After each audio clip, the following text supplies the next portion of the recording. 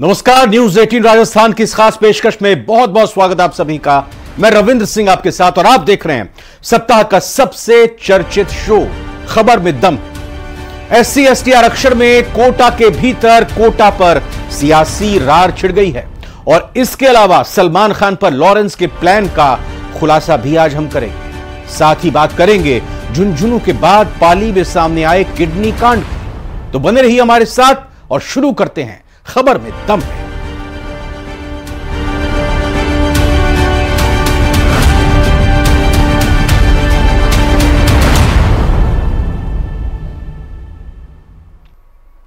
मौत से ज्यादा मौत का डर भयावह होता है। तभी तो अपराध की दुनिया से जुड़े लोग टारगेट को हिट करने से ज्यादा उसे आतंकित करने की कोशिश करते हैं, उसे डराते हैं। और यह हम नहीं कह रहे, सलमान फायरिंग केस में मुंबई पुलिस ने जो चौंकाने वाले खुलासे किए हैं, उस आधार पर यह बात हर्फ ब हर्फ कही जा सकती है।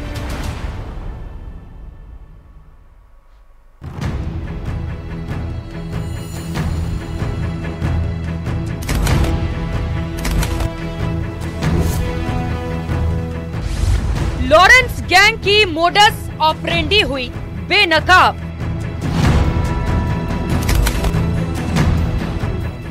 डर और खौफ के दम पर धंधा है आबाद।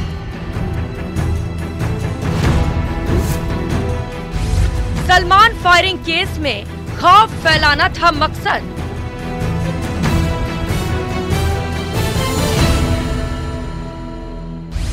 फायरिंग से पहले मोटिवेट किए गए थे शूटर्स।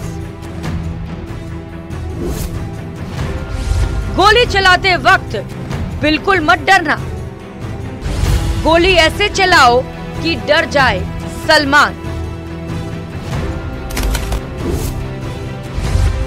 कायम हो जाए तुम्हारा नाम। बॉलीवुड सुपरस्टार सलमान खान के घर फायरिंग की ये वो तस्वीरें हैं जिसमें आए दिन नए नए खुलासे हो रहे हैं। पुलिस के नए खुलासे से लॉरेंस गैंग की मोडस ऑपरेंडी बेनकाब हो गई है। डर और खौफ के दम पर ही लॉरेंस गैंग का दबदबा कायम है। सलमान खान पर गोली चलाने वाले शूटर को खूब मोटिवेट करके भेजा गया था। लॉरेंस बिश्नोई के भाई अनमोल बिश्नोई ने सलमान के घर गोली बरसाने के लिए भेजने से पहले शूटर्स को 9 मिनट की मोटिवेशनल घुट्टी पिलाई थी। ये हम नहीं कह रहे। मुंबई पुलिस की क्राइम ब्रांच की फाइल की गई चार्जशीट में इस बात का खुलासा हुआ है। इसके मुताबिक सलमान खान के घर पर हमला करने जा रहे विक्की गुप्ता और सागर पाल से कहा गया था कि तुम लोग इतिहास बनाने जा रहे हो।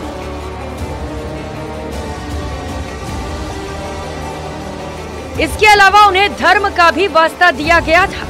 सलमान खान के बांद्रा स्थित गैलेक्सी अपार्टमेंट पर 14 अप्रैल की सुबह कई राउंड गोलियां बरसाई गई थी, जिसे 2 बाइक सवार शूटर्स ने अंजाम दिया था। इन दोनों शूटर्स को अनमोल बिश्नोई ने मोटिवेट करने के लिए वॉइस नोट्स भेजे थे। दोनों शूटर्स से कहा गया था कि वे अपनी जिंदगी का सबसे बेहतरीन काम करने जा रहे हैं। फिलहाल दोनों केस के सिलसिले में जुडिशियल कस्टडी में हैं। अनमोल ने कहा था कि इस काम को अच्छे से करना। काम पूरा होने के बाद तुम्हारा नाम इतिहास में दर्ज होगा। मुंबई की स्पेशल कोर्ट ने पेश किए गए 1735 पेज की चार्जशीट में इस बात का खास जिक्र किया है। अनमोल गुप्ता और पाल को धर्म का भी हवाला दिया गया था। उन दोनों से कहा गया था कि ये एक धार्मिक काम है, इस काम को करते हुए बिल्कुल भी मत डरना। अनमोल ने कहा था कि तुम्हारा ये काम समाज में एक बदलाव ले आएगा। अनमोल ने दोनों शूटर्स को लॉरेंस गैंग के काम करने के तरीके के बारे में भी बताया था। उन दोनों से कहा गया था कि जब भी लॉरेंस गैंग कोई काम करने जाता है तो पूरी मैगजीन खाली करके ही लौटता है। ऑडियो नोट में उसने कहा कि जब तुम लोग भी सलमान के घर फायरिंग करने जाना तो पूरी मैगजीन खाली करके ही लौटना। लॉरेंस बिश्नोई के छोटे भाई ने दोनों हमलावरों को ये भी ताकीद की थी कि गोलियां कुछ इस तरह से चलाना कि सलमान खान डर जाए। विक्की गुप्ता और सागर पाल से ये भी कहा गया था कि दोनों हेलमेट नहीं पहने। इसके अलावा निडर दिखने के लिए दोनों को सिगरेट पीने की भी सलाह दी गई थी।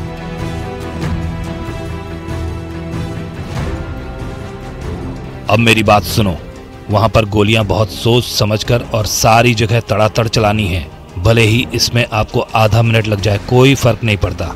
1 मिनट भी लगता है तो कोई दिक्कत नहीं है। जी है ना? औरल ऐसे है जैसे भाई डर में रहे। मेरी बात सुनो, आप सिगरेट पीते हो? हाँ, सिगरेट पीते हैं। हाँ, तो उस वक्त पीते पीते चलाना, ताकि कैमरे में आए तो ऐसा लगे कि बेखौफ हैं। मतलब आपको ये चीज दिखानी है। खुद मास्क हेलमेट निकाल कर रखें। हेलमेट आप पीछे ही रखना। निकलो, कोई दिक्कत नहीं है। नहीं, आप जैसा बोलो वैसा ही होगा। आप जैसा बोलोगे, सिगरेट पियो, हेलमेट निकाल दो, ऐसा करो, बस वैसा करेंगे। पुलिस ने ये भी पता लगाया है कि शूटिंग से पहले तक अनमोल लगातार दोनों शूटर्स के संपर्क में था। पुलिस ने दोनों शूटर्स गुप्ता और पाल के अलावा सोनू कुमार बिश्नोई, मोहम्मद रफीक चौधरी और हरपाल सिंह को गिरफ्तार कर लिया है।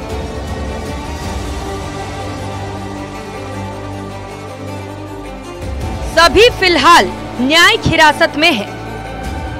लॉरेंस बिश्नोई, अनमोल और राव रतन बिश्नोई चार्जशीट में आरोपी है। माना जा रहा है कि अनमोल कनाडा में है। उसके खिलाफ लुकआउट सर्कुलर जारी किया जा चुका है। Bureau report, news 18, Rajasthan.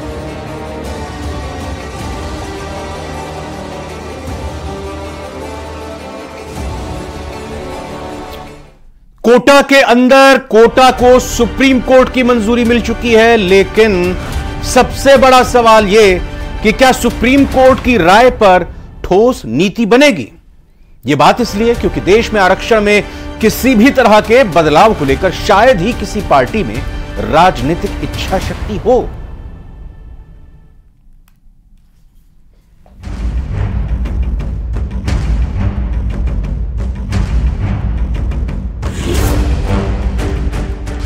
SC/ST आरक्षण पर बढ़ी रात।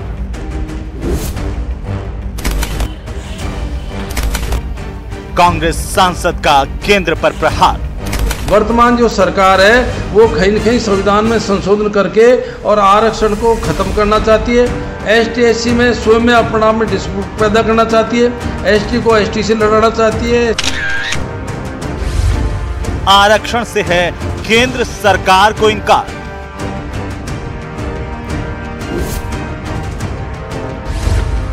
SC को SC, ST को ST से लड़ाना चाहती है सरकार। ST को ST से लड़ाना चाहती है, SC को SC से लड़ाना चाहती है और लड़ा करके इस पूरे आरक्षण व्यवस्था को विवादास्पद बनाना चाहती है। मुरारी लाल के आरोप पर बीजेपी का पलटवार। तो जब तक न्याय व्यवस्था को दुरुस्त नहीं किया जाएगा तब तक हम सामाजिक आर्थिक न्याय की जो कल्पना है और राजनीतिक न्याय की कल्पना है उसको पूरी तरह धरती पर नहीं उतार सकते। सुप्रीम फैसले से नई राजनीति का उभार। दलितों और आदिवासियों को मिलने वाले आरक्षण के वर्गीकरण पर आए सुप्रीम फैसले ने देश की सियासी सरगर्मियां बढ़ा दी हैं। दक्षिण के राजनेता सर्वोच्च अदालत के इस फैसले का स्वागत कर रहे हैं, तो उत्तर में इसका विरोध शुरू हो गया है। हालांकि देश की 2 बड़ी पार्टियों ने अब तक इस पर कोई आधिकारिक बयान जारी नहीं किया है। सुप्रीम कोर्ट की 7 जजों की बेंच ने 6-1 से फैसला सुनाते हुए कहा है कि राज्य चाहे तो SC/ST आरक्षण में कमजोर वर्गों के लिए सब कोटा सिस्टम लागू कर सकती है। कोर्ट ने अपने फैसले में यह भी कहा कि राज्यों को क्रीमी लेयर जातियों की पहचान के साथ साथ कमजोर तबके को इसका लाभ दिलाने की पहल करनी चाहिए। सुप्रीम कोर्ट के फैसले पर सत्ताधारी भारतीय जनता पार्टी और विपक्षी कांग्रेस का आधिकारिक स्टैंड अब तक साफ नहीं है। बीजेपी सांसद बृजलाल ने सब कोटे के फैसले को सही ठहराया है। बृजलाल की तरह दक्षिण के भी कई नेता इस फैसले का समर्थन कर रहे हैं, लेकिन पार्टी की तरफ से अब तक इस पर कुछ भी नहीं कहा गया है। इसी बीच शनिवार को दौसा से लोकसभा सांसद मुरारी लाल मीणा ने प्रेस कॉन्फ्रेंस करके कहा कि केंद्र सरकार आरक्षण खत्म करना चाहती है और इसी के लिए न्यायपालिका के जरिए इस तरह का निर्णय लाया गया है। जो सुप्रीम कोर्ट का फैसला ST SC का कोटे में कोटे बंटवारे का आया है, मैं उस फैसले से बिल्कुल असहमत हूँ। वो फैसला संवैधानिक फैसला नहीं है और उस फैसले के पीछे मैं समझता हूँ कि सरकार की कहीं लापरवाही रही है। मुरारी लाल मीणा कहते हैं कि SC ST के आरक्षण में इस तरह का वर्गीकरण संभव नहीं है, क्योंकि यह आरक्षण संस्कृति के आधार पर मिला हुआ है। ST SC कोटे का कोटे में बंटवारा का संवैधानिक प्रोविजन नहीं है। OBC के पैरामीटर्स और EWS के पैरामीटर्स और ST SC के पैरामीटर्स भिन्न भिन्न प्रकार के होते हैं आरक्षण के लिए। ST का पैरामीटर जो आरक्षण का होता है वो एक उसकी कल्चर से होता है, उसकी जो संस्कृति उससे होता है, उसकी संस्कृति अलग होती है। और जो SC के पैरामीटर्स होते हैं वो उनके सामाजिक डिफरेंस के पैरामीटर्स होते हैं, उनके दलित प्रणय के पैरामीटर से आरक्षण होता है, उनके जो समाज में असमानता वो पैरामीटर होते हैं। हालांकि इस फैसले का विरोध करने वालों के तर्क भी काफी गंभीर हैं। वहीं कांग्रेस के उलट बीजेपी के अपने तर्क हैं। सामाजिक न्याय की कड़ी में एक और बहुत ज़रूरी तत्व है, वो है कि हमारी जो न्याय व्यवस्था है उसमें न्याय या तो बहुत देर से मिलता है, बहुत मामलों में लोग डर के, जो कमज़ोर लोग हैं वो न्याय मांग ही नहीं पाते, या वो बहुत महंगा मिलता है। तो जब तक न्याय व्यवस्था को दुरुस्त नहीं किया जाएगा तब तक हम सामाजिक आर्थिक न्याय की जो कल्पना है और राजनीतिक न्याय की कल्पना है उसको पूरी तरह धरती पर नहीं उतार सकते। आरक्षण सामाजिक न्याय का ही एक टूल था। ज़रूरत है कि इसके साथ एक विचार किया जाए कि कैसे न्याय व्यवस्था को लोगों तक तुरंत और सस्ता पहुंचाने का इंतज़ाम हो सके। इस हालत में ही हमें जो सुप्रीम कोर्ट का फैसला है इसको पूरी तरह से आगे ले जाने का मौका मिलेगा और ये बहस एक नया आयाम लेगी जो एक सकारात्मक और भविष्य के लिए एक अच्छी व्यवस्था पैदा करने में मदद कर सकता है। देश की राजनीति जाति पर बहुत ज्यादा टिकी है। पूरब से पश्चिम तक और उत्तर से दक्षिण तक जातियों की ही बात होती है। अभी OBC की राजनीति पर चर्चा तेज हो गई थी, लेकिन सुप्रीम कोर्ट के फैसले के बाद दलित आदिवासी की सियासत भी तेज होने की संभावना है। माना जा रहा है कि इस फैसले के बाद अब दलित आदिवासी एक समूह नहीं रह जाएगा, उसके अंदर ही अलग अलग वर्ग खड़े हो जाएंगे और फिर उससे जुड़ी नई तरह की राजनीति शुरू हो जाएगी।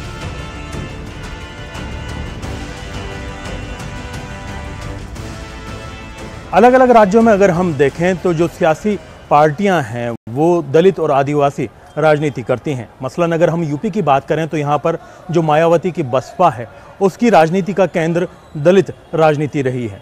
वहीं पर अगर हम सपा की बात करें तो सपा ने जो अपनी पहचान है वो पिछड़ों की राजनीति करते हुए बनाई है। यही हाल कहीं ना कहीं हम अगर देखें तो बिहार में लालू और नीतीश की सियासत का भी रहा है। उन्होंने भी अगर सियासत को देखा जाए तो पिछड़ों की और दलित की जो राजनीति है ये करते हुए जातिगत राजनीति के जरिए अपनी पहचान बनाई। सुप्रीम कोर्ट के इस फैसले के बाद में अब बड़े बदलाव देखने को मिल सकते हैं। अलग अलग वर्गों के अलग अलग नेतृत्व अब उभर सकते हैं। कैमरा पर्सन अविनाश के साथ में अरबाज अहमद, न्यूज़ 18 के लिए जयपुर से। बांसवाड़ा में विस्थापन पर आदिवासी और पुलिस आमने सामने आ गए। आदिवासी अपनी जमीन के बदले सम्मानजनक जिंदगी की गुहार लगा रहे हैं, जबकि सरकार 415 करोड़ रुपए का मुआवजा देने की बात कह रही है।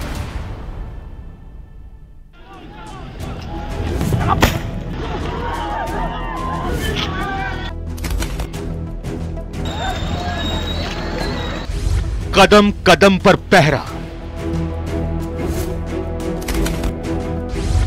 चप्पे चप्पे पर पुलिस,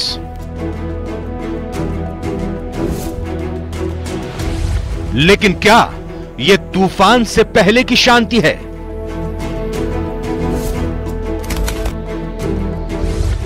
या हालात पर काबू पाने में कामयाब रहा प्रशासन?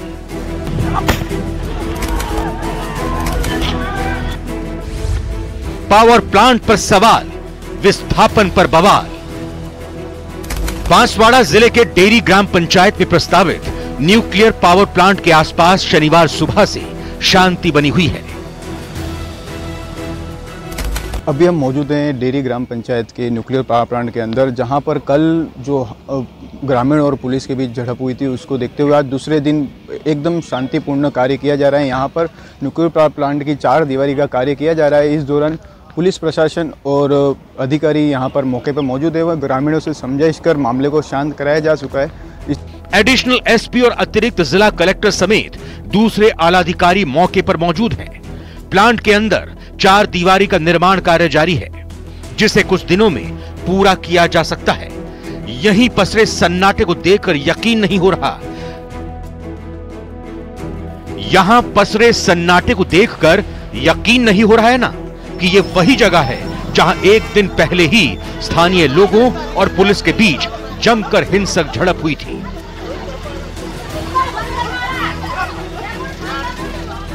प्लांट के लिए जमीन खाली कराने गई पुलिस पर लोगों ने पथराव कर दिया था, जिसके जवाब में पुलिस ने भी हाईवे जाम कर रही महिलाओं को खदेड़ दिया था और आंसू गैस के गोले छोड़े थे। करीब 3 घंटे चली हिंसा में पुलिस के 3 जवान और कुछ ग्रामीण भी लहूलुहान हो गए थे,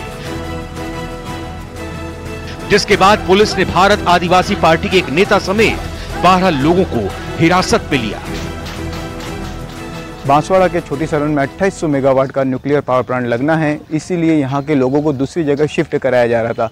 बताया जा रहा है कि मुआवजा देने के बाद भी लोग यहाँ की ज़मीन खाली नहीं कर रहे थे। इसी मामले को लेकर 3 जिलों की पुलिस मौके पर तैनात की गई है।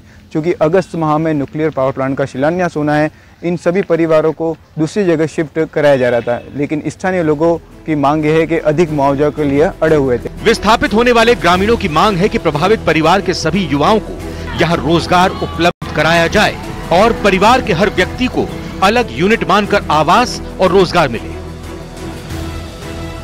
इसके बाद ही वो यहां से विस्थापित होंगे, जबकि सरकार पहले ही 415 करोड़ का मुआवजा देने का दावा कर रही है। ये लेडीज के ऊपर हाथ उठा रहे पत्रकार का भी ध्यान रखना चाहिए। सरकार का दावा है कि यह देश का 27वां सुरक्षित प्लांट होगा। इस पर मिसाइल अटैक भी पूरी तरह बेअसर रहेगा। किसी भी इमरजेंसी में अगर बाहर से पावर सप्लाई कट हो जाती है तो 3 मिनट में पावर प्लांट की इमरजेंसी सप्लाई अपने आप शुरू हो जाएगी। किसी भी असामान्य परिस्थिति में प्लांट अपने आप 1 सेकंड से भी कम समय में बंद हो जाएगा। Bureau report, news 18 Rajasthan.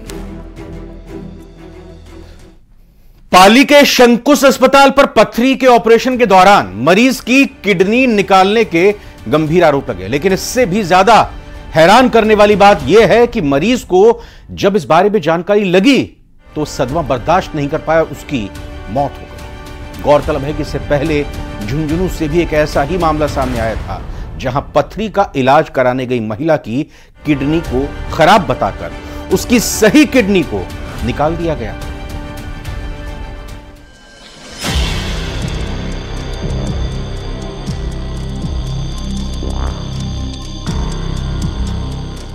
Jhunjhunu के बाद पाली में किडनी कांड।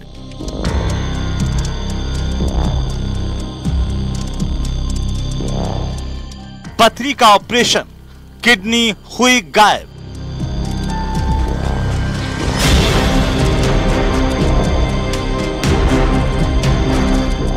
पाली के शंकुश अस्पताल पर गंभीर आरोप।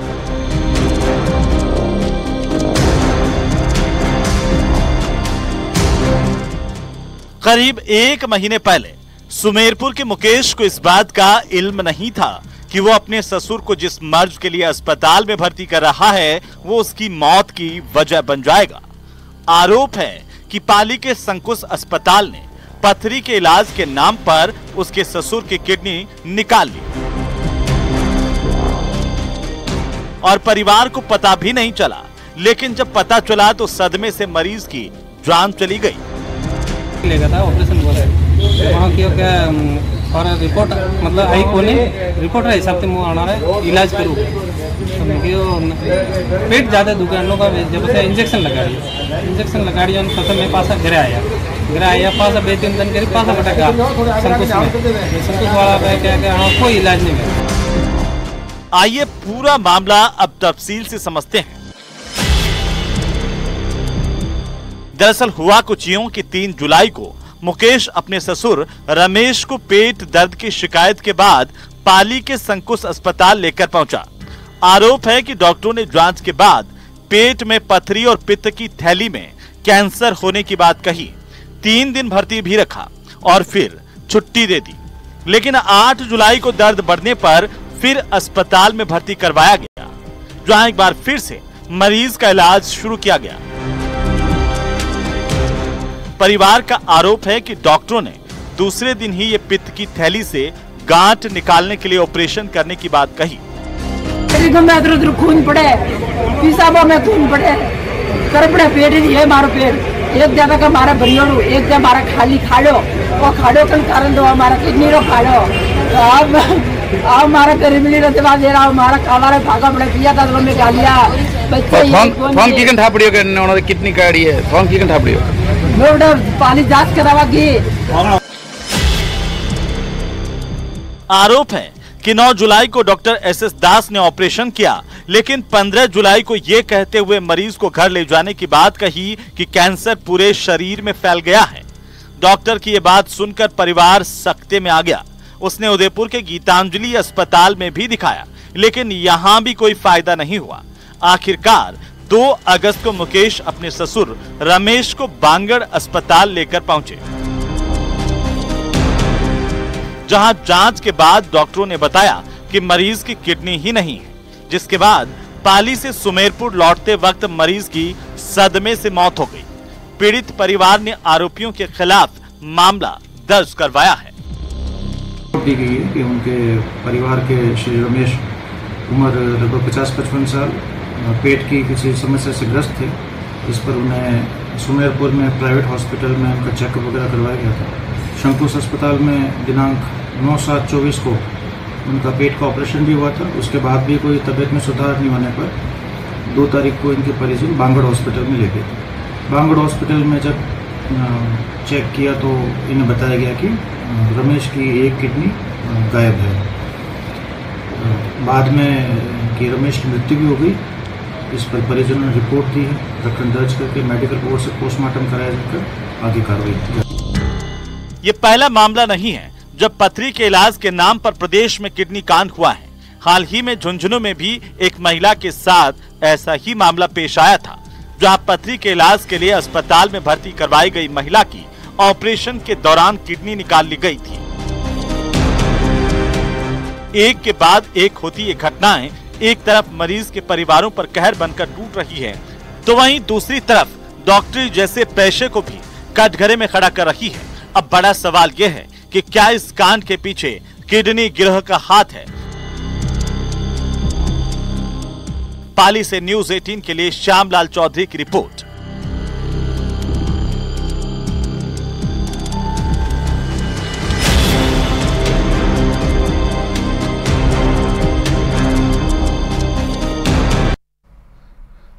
खबर में दम है में आज फिलहाल इतना ही। आप बन रही है प्रदेश के number 1 news channel news 18 Rajasthan के साथ।